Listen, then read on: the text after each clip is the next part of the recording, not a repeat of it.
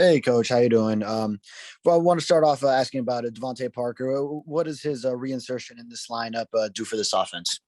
I mean, it creates a lot of defensive issues outside. It does a good job blocking in the run game. He's got a lot of experience to help out to the guys in the meeting room. He hasn't necessarily been there every day because of his treatment and making sure he's trying to get on track to get back in the lineup. So just having his experiences, and his productivity out there is definitely a helpful thing for our whole unit. Travis? Hey, Coach, good morning. My question was kind of in that same vein, but I was curious about the back shoulder balls that you guys hit to the Parker on Sunday. I was just curious about how that process plays out. Is that pre-snap? He knows he's going back shoulder? Is it an adjustment post-snap? How does that work out for Tua and Parker? Yeah, I mean, in my opinion, I think you just throw it to the guy and let him catch it because he's done that and he's proven that in his career. And there's a lot of evidence on tape of guys that have his ability that just get up there and catch the ball, whether it's behind them, in front of them, a jump ball. So as many times as we can get the ball in his vicinity, we like it. But as you're dropping back and you're deciphering what's going on defensively. Before you get ready to throw that ball over to that player, it's all about where the defender is and how I want to place that ball really on every route. So, a lot of times on in cuts, you see them thrown low, and that's really to save the guy from a headache of a guy coming there to knock him out. And it's the same thing on the sideline.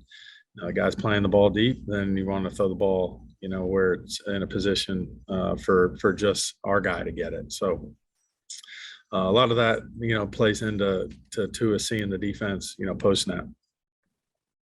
Thank you, Coach. Yeah, drive safe. Will do. Joe? Excuse me. Hey, George. Good morning.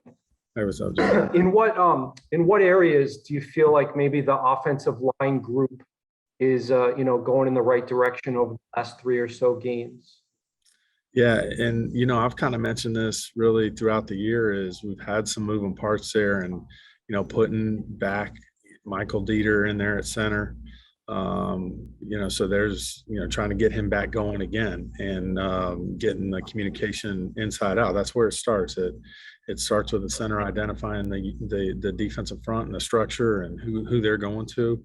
And then, making sure that group plays with as much consistency as possible. So, Mike will be a big part of that, getting the combination blocks and in the protection, making sure we're connected there with all the games that we will see on third down.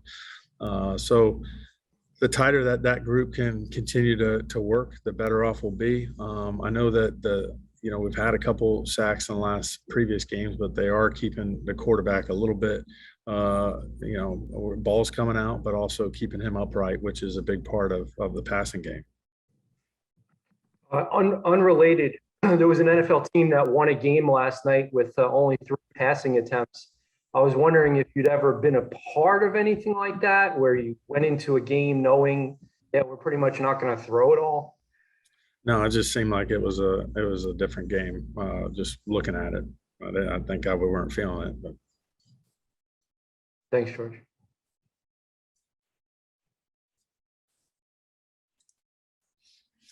Go back to David. Hey, Coach, what's the bye week like for you guys as coaches?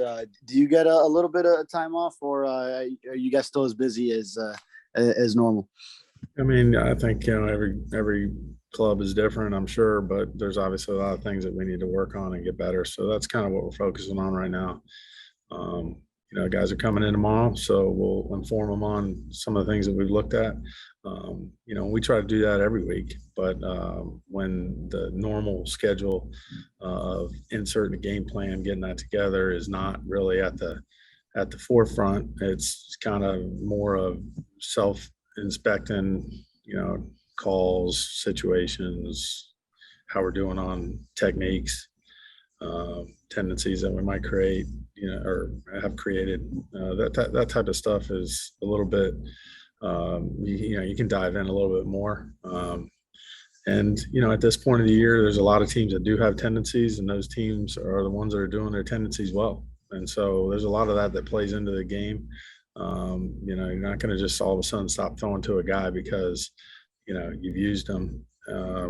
Certainly defenses are going to get ready for him, but, usually that player is able to perform at a level to either get open or run the ball or block. And so a lot of that is kind of digesting a lot of information and trying to put it at a focal point for the players so that they can look at their one or two things during the off week that they can get better at.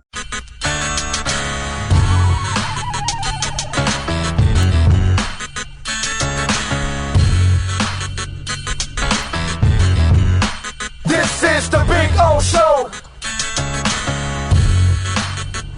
This is the Big O Show.